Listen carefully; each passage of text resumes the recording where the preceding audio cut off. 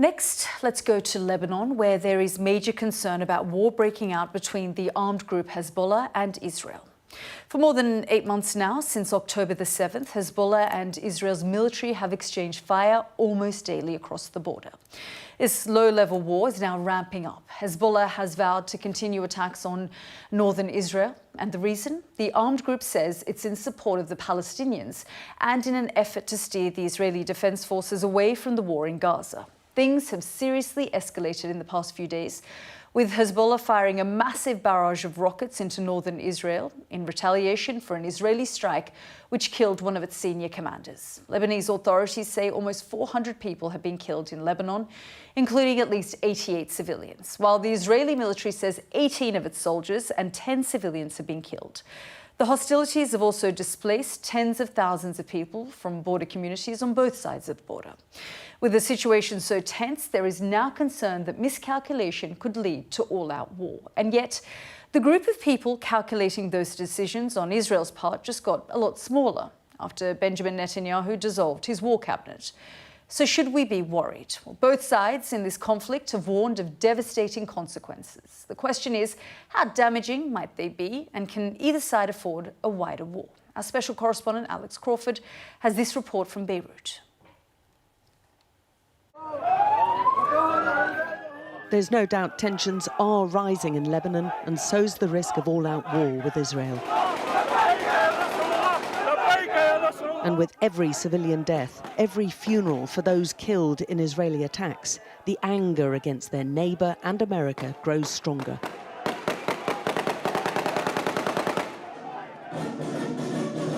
We've been to a lot of these funerals recently. This time there was a guard of honour from medics, remembering a young female colleague who was killed alongside another woman in the latest tit-for-tat bombings.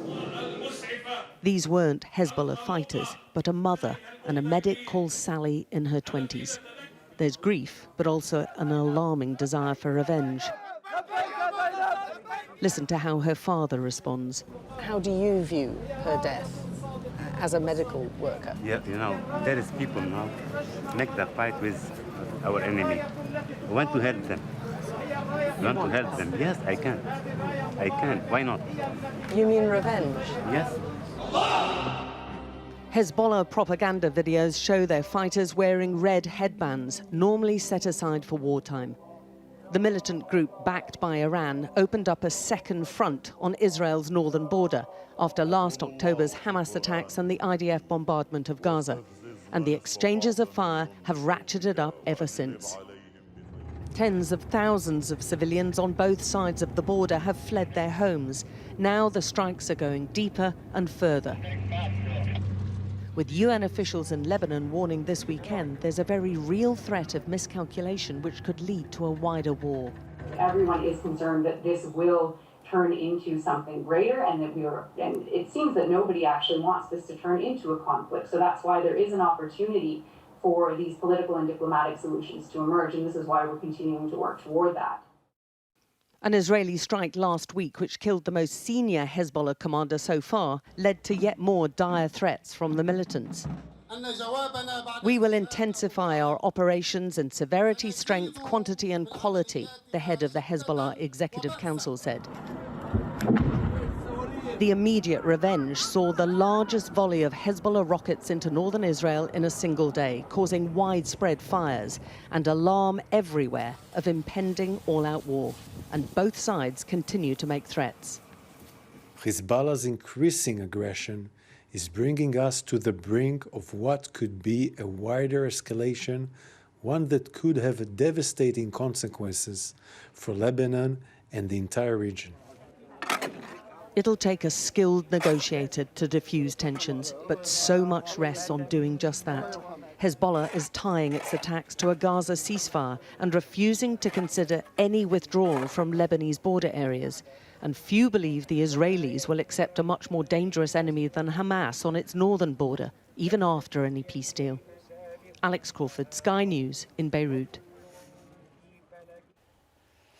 And Alex joins me now live from Beirut. And we also have our Middle East correspondent, Alistair Bunkle, who joins us live from Jerusalem. Thank you both for joining us. Alex, I'll come to you first. I mean, we keep talking about a low-level war and this idea of miscalculation leading to escalation, which could lead to all-out war. And we saw there in your report, the UN saying it doesn't appear like either side wants this. But the fact is, this is a very risky and dangerous moment.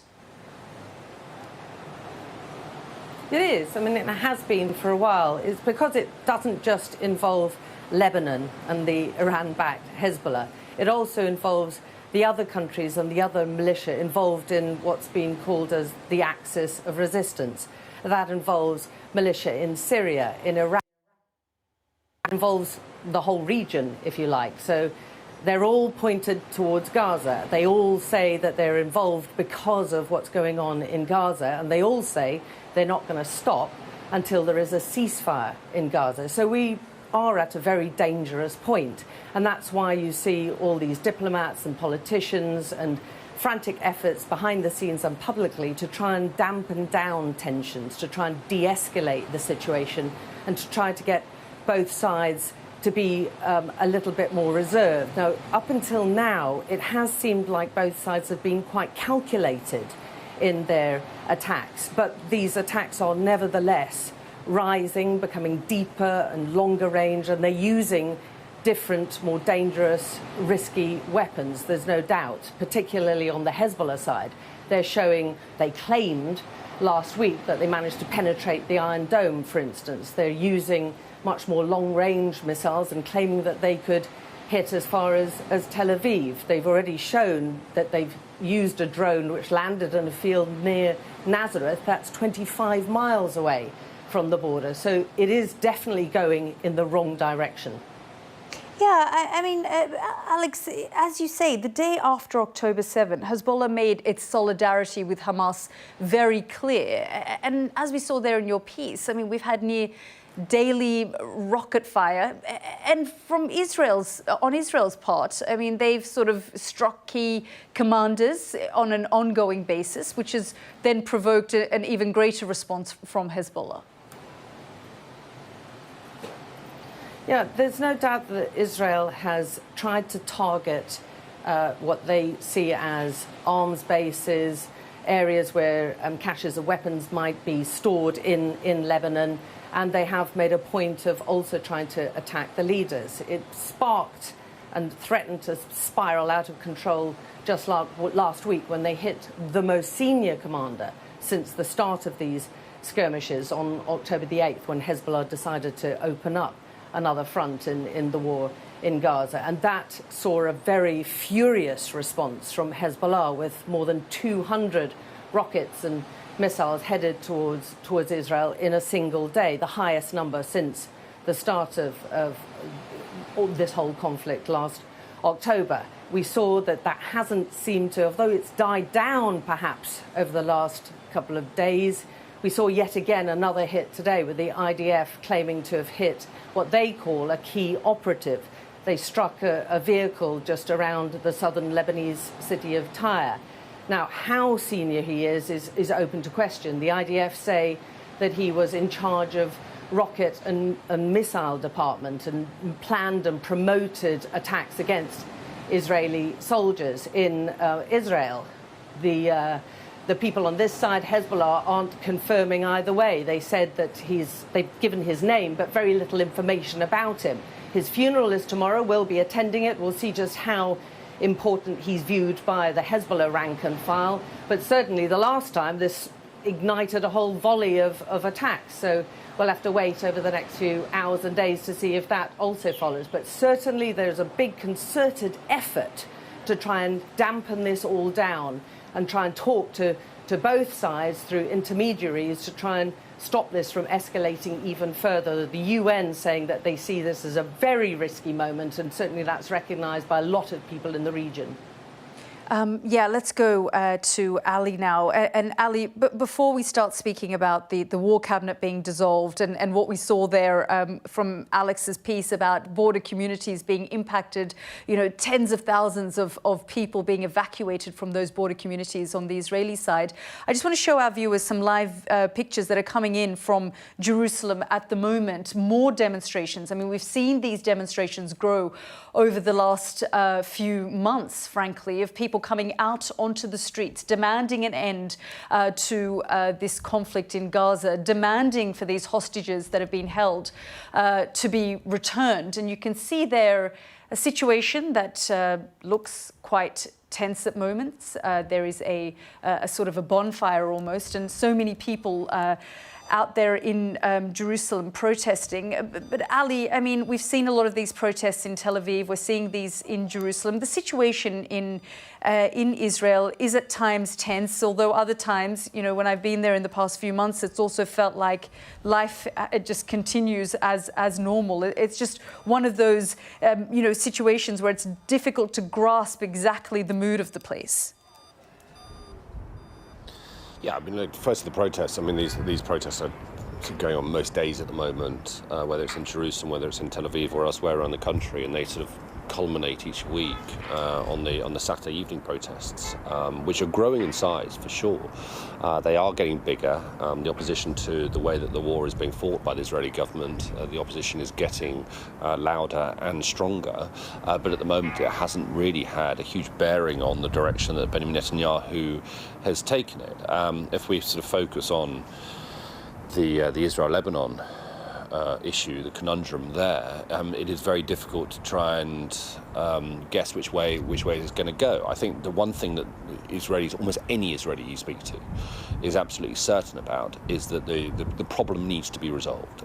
They will not entertain the idea of it going back to the status quo pre-October the 7th, and the reason is that although before October the 7th Israel and Hezbollah had a sort of an understanding of mutual deterrence, ever since Hamas came over the bordering from Gaza and did what they did on October 7th, there is just a deep fear that that is exactly what Hezbollah will do in the coming months or the coming years, whenever. And so there is definitely a united opinion within Israel that the problem, the Lebanon problem, the Hezbollah problem, whatever you want to call it, needs to be resolved. What I don't think is clear is how that is going to happen and whether or not this government is prepared to launch a bigger, wider operation within Lebanon itself. Because if they do it, then I think they would achieve their aims, but they would only achieve their aims at great cost to the Israeli state,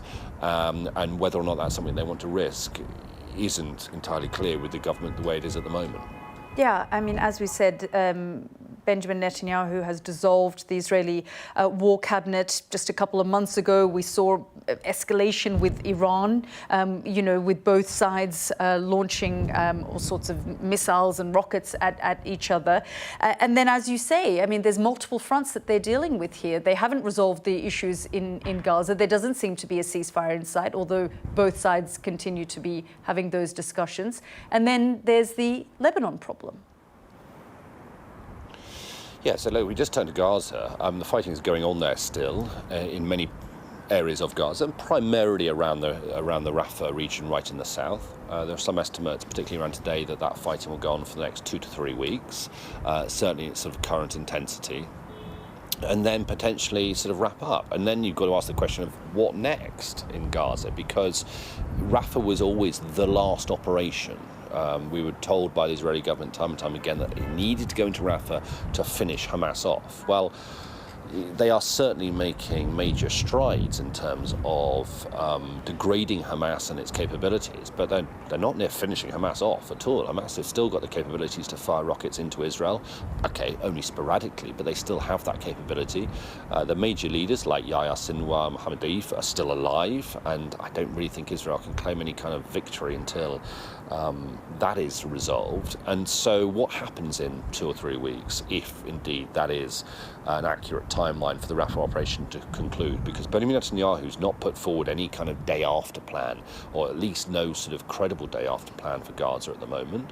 And until they do, I think you could be staring down the barrel of a very long-term sort of counterinsurgency / occupation of Gaza, which I don't think many Israelis want. I think you would find Israel, the Israeli government, probably quite keen to return to the negotiating table if they feel that they've achieved all of their objectives in Rafah. But at the same time, I think, if Hamas feel that the Rafah operation has come to some sort of conclusion, I think that they will feel rather emboldened that they have passed the last 8 to 9 months sort of intact, badly damaged, hugely damaged, but still intact, still in control of some pockets of Gaza.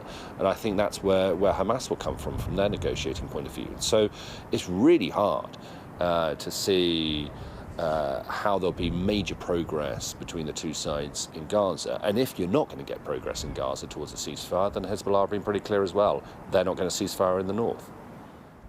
Yeah, I mean, Alex, if we go back to the situation in the north of Israel and what's happening in Lebanon, I mean, the fact is that there's always been these sorts of rules of engagement, as sort of almost an understanding on both sides. And we saw in 2006 that the consequences of breaking that rule of engagement.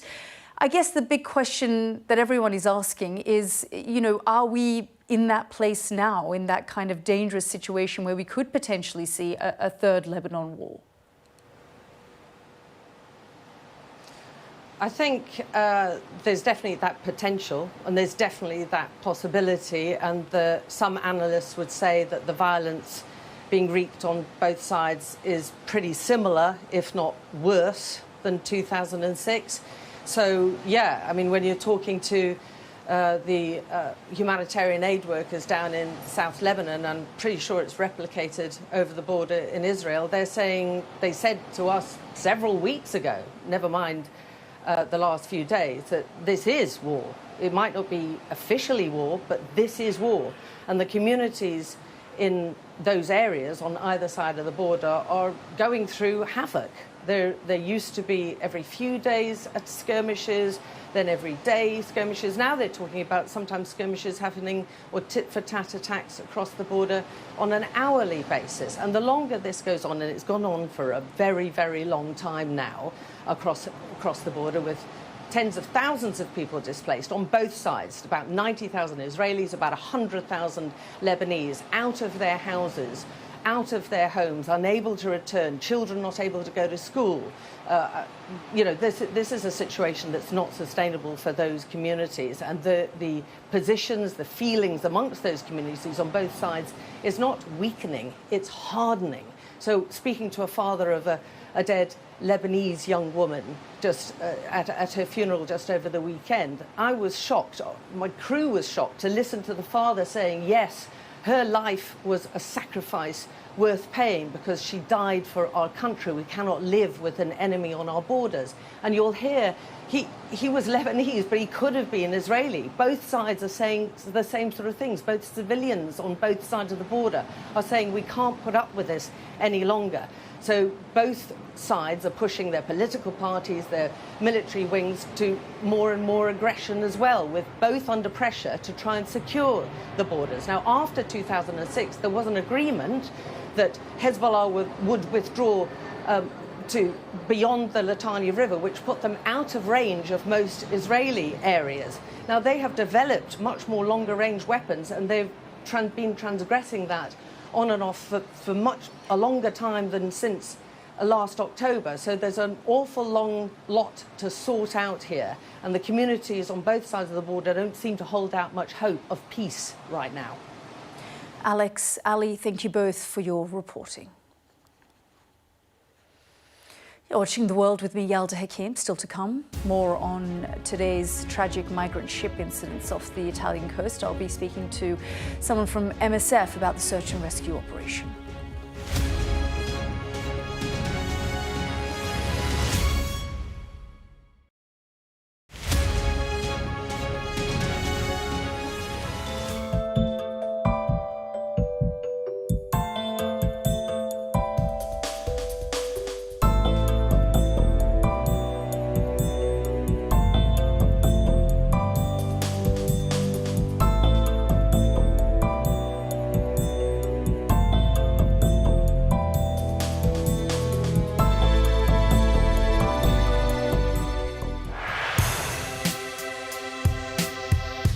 I'm Martin Brunt, and I'm Sky's crime correspondent.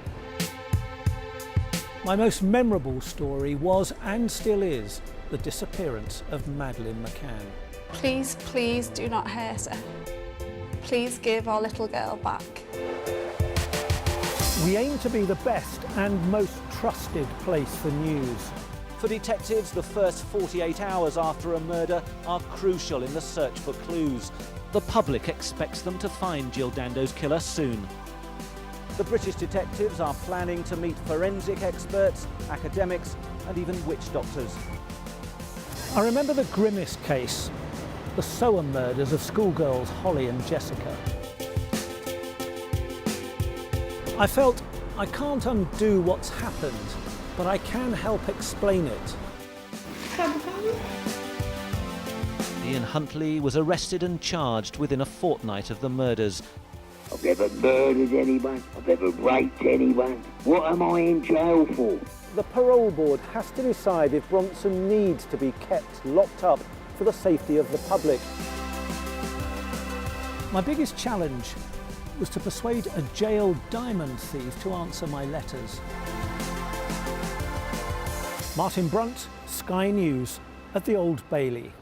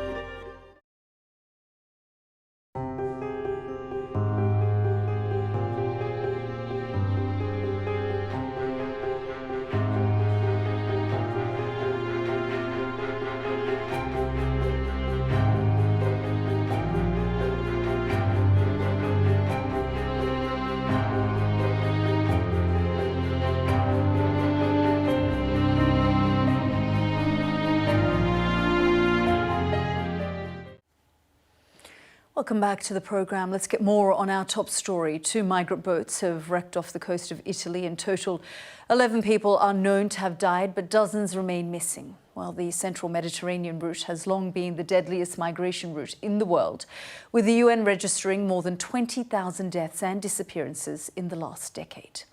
Joining me now is Caroline Williman, a project coordinator at the charity Médecins Sans Frontières. Thank you so much, Caroline, for joining us here on the programme. I mean, this really is another devastating day, and I feel as though, especially for the last decade, we have continued to report on these stories, and we continue every now and then to hear about the devastating situation in what is one of the deadliest migrant routes in the world. Yeah, exactly. I think I was asked today, how do we feel seeing this again? I think I can only say we feel enraged and, in all honesty, at this point, at a loss for words for what more do we need to ask for European leadership to take their responsibility in this. This is not a natural disaster. These deaths are a result of European policies, of the fact that there is no way for people to reach Europe in a safe way. It seems that the shipwreck that happened off the Italian coast today seemed to be people who came from Afghanistan, from Iran. But I literally just left the search and rescue vessel of Médecins Sans Frontières, the Geo Barents, 3 days ago. Where also we rescued many people coming on the Libyan route. We recovered just a week ago also 11 bodies that were spotted by a humanitarian aircraft. And this also shows that, as you say, this is a shipwreck that has been visible. Dozens of lives have been lost, men, women, children. but we know so very well that this happens on a very regular basis, and we don't always know. The 11 bodies that we recovered last week, we would never have known if a humanitarian aircraft had not spotted them. We would never have known they were there. And so it just goes to show. I mean, even today, you know, we have reports that there were 26 children at least that we know of in these shipwrecks. No, absolutely. And so our colleagues of Médecins Sans Frontières who are based on land in Italy have been providing psychological first aid to the survivors who are obviously dealing with unimaginable loss. It's something that our colleagues see way too often. It's only just over a year ago that they responded in a similar way to the survivors of the huge shipwreck near Pylos, where 600 people died. But indeed, in these kind of tragic incidents, it will take time for us to know how many people were on board. Survivors will be able to tell us more over time, but it is not known whether all bodies also can be recovered in such disasters. And yet we see the flow of migrants coming from places like Libya, where many of the migrants get themselves to, and then eventually try and make this very dangerous journey. We are also hearing reports that often, you know, if another ship notices a shipwreck, they don't actually intervene. Yes, and this is indeed a sign of the tragic, but at the same time on purpose, if I can put it like this, lack of search and rescue capacity in the Mediterranean. This should be a state-led activity. We are there as NGOs only because there is a huge gap in state-led search and rescue. It does not correspond to the needs that are there. And unfortunately, we do indeed know that merchant vessels, they do sometimes do rescues, but they don't always. And we have heard on board of the Geo Barents more than once of survivors who tell us they were at sea for days. They know they have been seen by others and nobody rendered assistance until our arrival.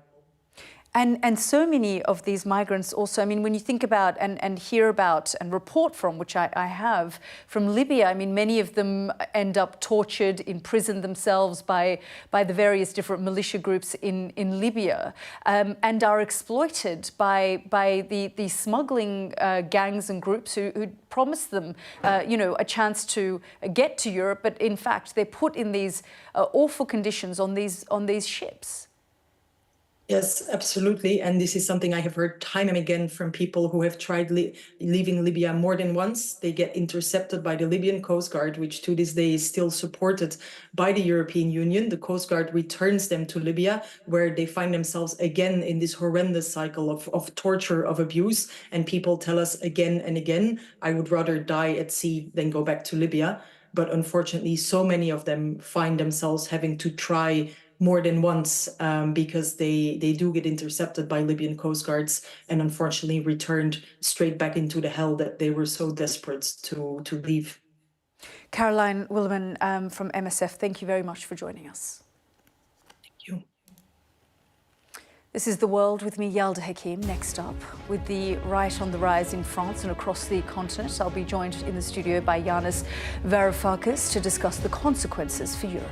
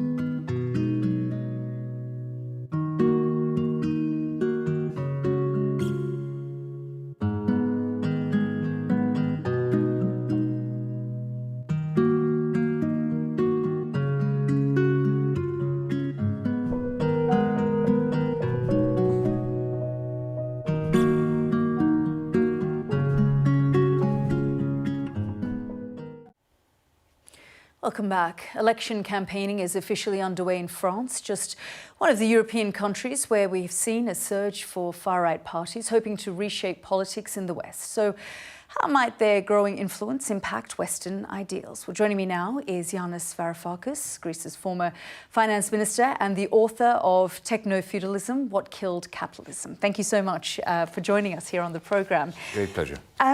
Let's talk about campaigning has just begun in France at the moment. I mean, President Emmanuel Macron has almost indicated that he's taken this risk because he wants to save France from itself. But do you think we'll find ourselves in a position where he's almost handed the country over to the far right? Yes, in a nutshell. He tried to do what Jacques Chirac had once done, to shrink the appeal of the socialists by appointing or letting a socialist prime minister take over. What Mitterrand had done before that with Chirac. But of course, Le Pen and the ultra-nationalist xenophobic right are not of the same ilk. And I think that what Macron did has backfired. But allow me to make the point, because usually it is presented as a great fight, conflict to the death between the liberal Macron and the anti-liberal. That he's being audacious, taking a risk. He's always been, you can't deny that he's been courageous and so on. But this idea that there's a huge clash between two different worlds is very prominent, and I can see why. They hated one another, there's no doubt that Macron and Le Pen hate one another, but my view is that they are symbiotic. Macron would never be president if Le Pen was not strong and quite fascistic, and Le Pen would never be strong if somebody like Macron was not in government, practicing socialism for the very few, for the ultra-rich, and austerity for the many.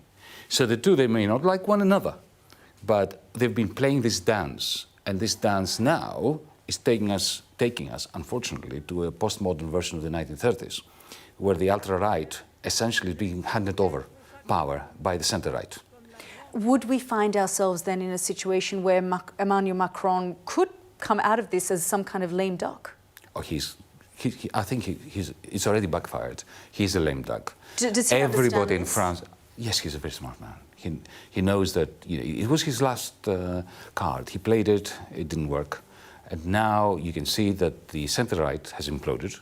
The Republicans have completely gone to ground.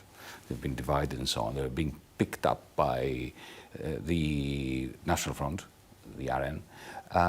There is a coalition of the left which is going to do reasonably well, but it will essentially dissolve the day after the elections because there is no coherence amongst them. It's just a tactical pact. So, but at the same time, you have Germany, which is, let's not forget, the steam engine of the economy of the European Union and the basic foundation of the European Union. So you have France going that way, and the business model of Germany is kaput, is now beyond repair. So if you put the two together, because the EU is, after all, the Franco-German axis, we have a continent which is fading and is becoming geostrategically, politically, ethically. We saw what's going on with migrants being drowned, intentionally more or less by the European Union policy in the Mediterranean. It's becoming a cross between irrelevant and toxic. But why? Especially at a time where there is a feeling that perhaps the United States may step back and Europe may need to step up, especially when it comes to the situation in Ukraine. We erected the European Union, especially after the introduction of the euro, on a fallacy that we can have a federal money, a joint common currency, but no federal political institutions. I think that the Brexiteers, even though I was against Brexit, the Brexiteers had a point, especially Margaret Thatcher before the Brexiteers came to the fore, for saying, look, you are creating a common central bank, but no common treasury. What are you doing? So this was a fair weather construction, which was doing really very well before the huge storm of 2008, the great financial crisis. After that, you have a process of fragmentation of the European Union. You have 15 years of no investment, because if you practice universal austerity in all our little states around Europe, and the central bank prints money, which it gives to finances, which then pass it on to corporations which do not invest, but they buy back their own shares using public money, and the stock exchange does magnificently well, but there's no investment. Why is it that Volkswagen and the German car industry is never going to be competitive with BYD and the Chinese, or Tesla? Because there's been no investment for all those years. Which then, as a result of COVID and then the war in Ukraine, we've seen major economic issues that people have felt. We keep talking about the cost of living being... and do you think that that is part of just the lack of investment that has taken place, or the lack of kind of... Indeed, because, the pandemic hit the United States very badly, but it's recovering. Why is it recovering? Because they did not practice the degrees of ridiculous austerity that we practice in the European Union. And because they, at some point, they decided there's going to be a proper Green Deal. In Europe, we announce big numbers, concepts like the Green Deal, but then if you look at the details, there's no money there. Instead, there are sordid, semi-corrupt deals like the Recovery Fund, if you remember, during the pandemic. So we never miss an opportunity to turn the wealth of the continent, the wealth in terms of scientific prowess, in terms of culture, in terms of actual wealth, into investment into the future. So we are fading. We're fading as a continent. So what do you think are some of the predictions that you have in terms of the war in Ukraine? Should the West now be talking and Europe be talking to Russia to resolve this issue? Is that something that you believe should happen? From day one, I came out and said, Putin is a criminal, no doubt about that, but a never-ending war is not going to be good for Ukraine, and it's not going to be good for Europe.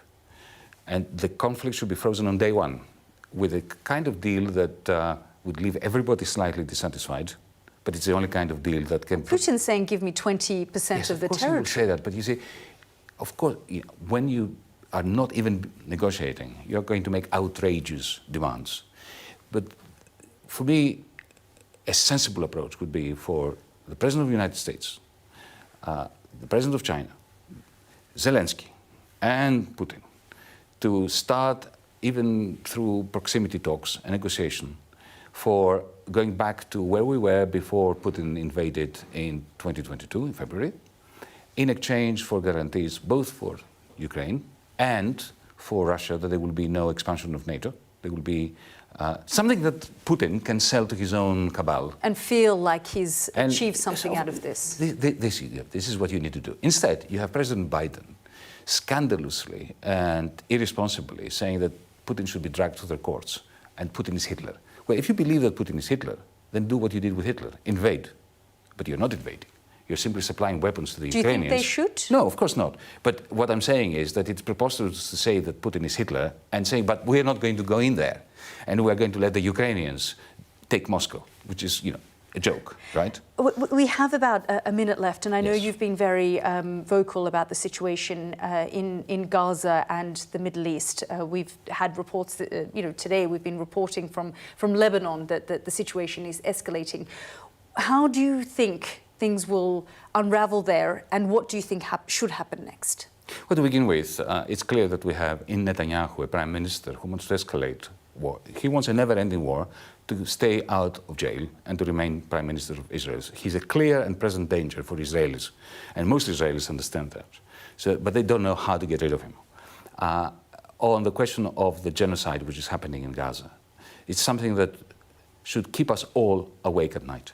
It really doesn't matter whether it's Hamas's fault or Netanyahu's fault.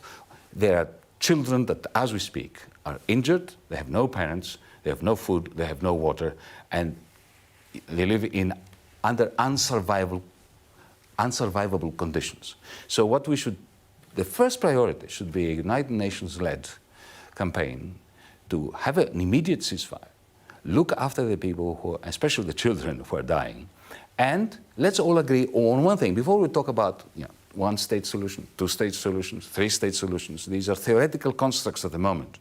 We have a duty to come out with one common principle: equal political rights for everyone, whether they're Jewish, Palestinian, Bedouins, Christian, atheists, Muslim, whatever, from the Jordan River to the Mediterranean Sea. Let's start from that. End apartheid. Yanis Varoufakis, really fascinating talking to you. Thank you so much. Well, thank you so much. This is The World with me, Yalda Hakim. Still to come, We'll hear from the woman stopping the plunder of the Amazon rainforest, Indigenous campaigner Nemonte Nenquimo. Who's next?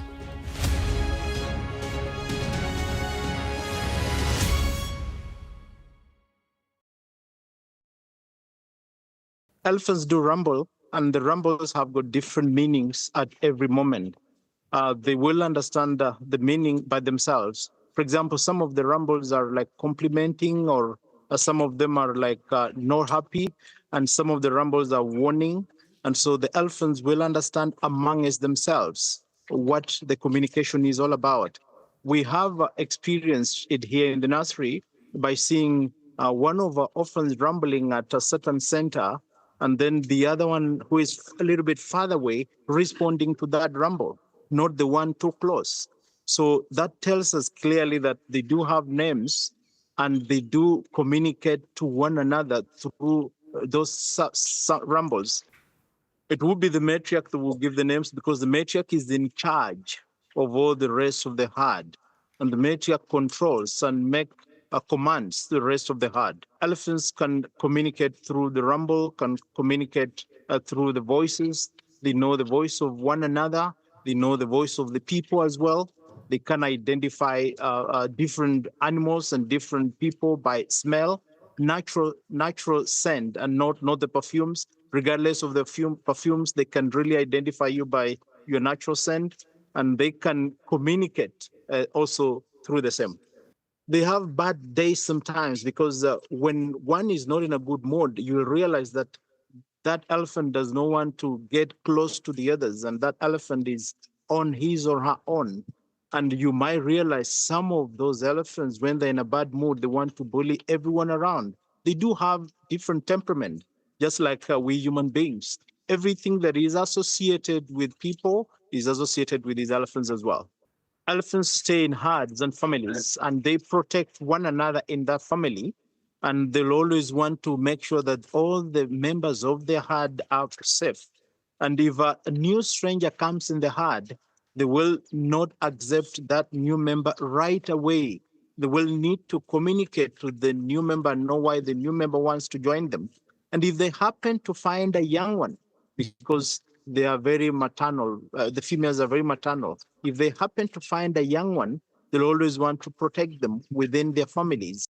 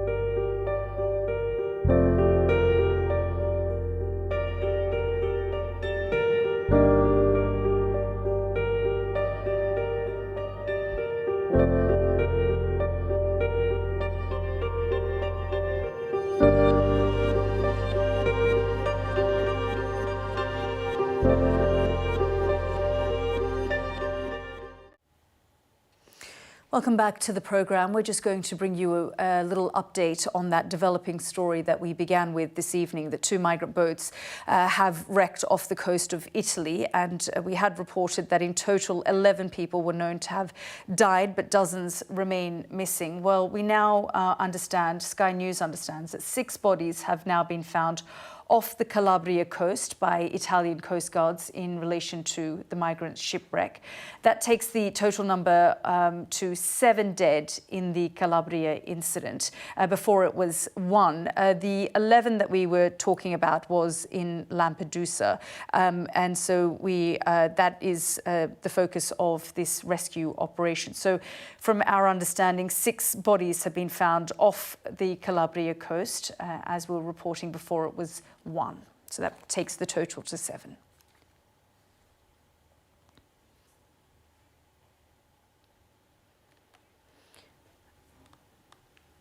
Now, back in 2019, the Indigenous rights campaigner Nemonte Nenquimo helped to win an historic lawsuit preventing the Ecuadorian government from selling her people's ancestral territory to oil companies. But 5 years on, the struggle to stop the destruction of the Amazon rainforest is as pressing as ever. Well, recently I spoke to Nemonte about why she felt so compelled to take up the fight. Have a listen. I believe my journey was informed by my ancestors, my elders that lived in my region, in the rainforest. They have shown me the way, and I am now following that path of responsibility, of commitment to the environment and to honor their legacy. But you've taken on oil companies, for example. You've taken on the Ecuadorian government, and you've won. And these aren't small things to do. They're monumental to take on such large companies and the government. That strength comes from our ancestors and their teachings, but of course, when in our activism, we have to look for strategies, sometimes legal strategies, sometimes we have to use social media, different tools to explain to the world what is our connection to the rainforest, to the place we live in, to explain the intimate relationship we have with that place, to make them understand that this place is our pharmacy, our hardware shop, the place where we get wood to build our houses. Everything needs to be explained. A lot of the time, people from the outside don't understand the very sacred relationship that our people have to our land. And do you feel that people are listening?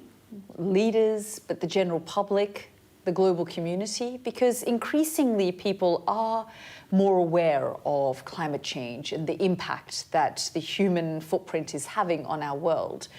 This is something that your community, your people have spoken about forever. Do you think they're now listening more?